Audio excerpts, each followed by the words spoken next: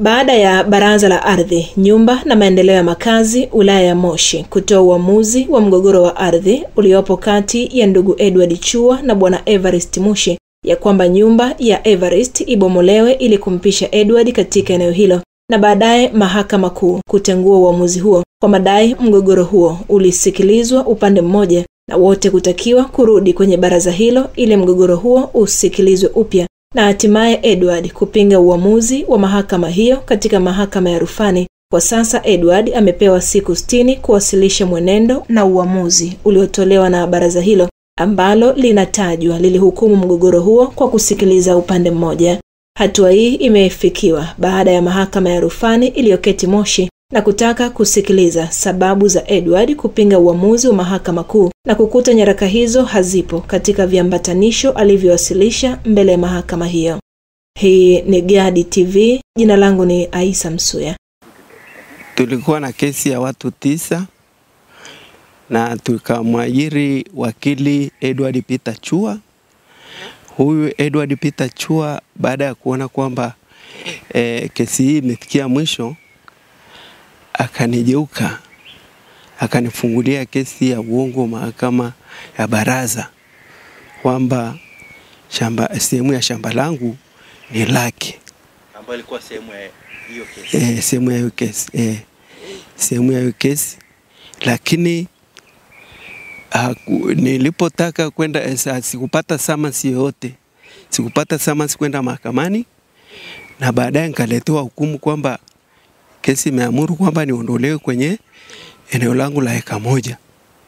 Nikaenda mahakamani,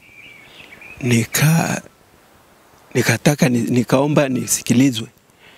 Lakini mahakama ile ikakataa kwamba vigezo vilikuwa vitoshelezi, kwa hiyo ikakataa na ikatoa amri kwamba niondolewe pale kwenye eneo langu la eka 1.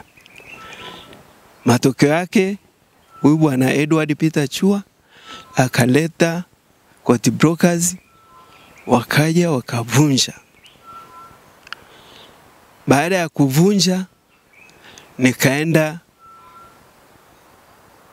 mahakamani, nikaomba rufaa. Kabla sijavunja niliomba rufaa, lakini rufaa ile ikakubalika na ikaendelea mpaka ilipoishia mwaka 2023. Rufaa ikatoa maamuzi kwamba hii kesi irudi tena baraza ikahukumiwe vizuri.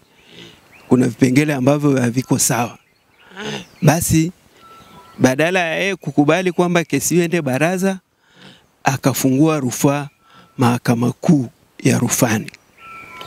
Leo ndio siku ya kusikilizwa kesi hiyo ya mahakama kuu ya rufani, lakini haikuweza kusikilizwa kwa sababu yeye kuna viambatisho mbalimbali hakuweza kuviambatisha kwenye malalamiko yake.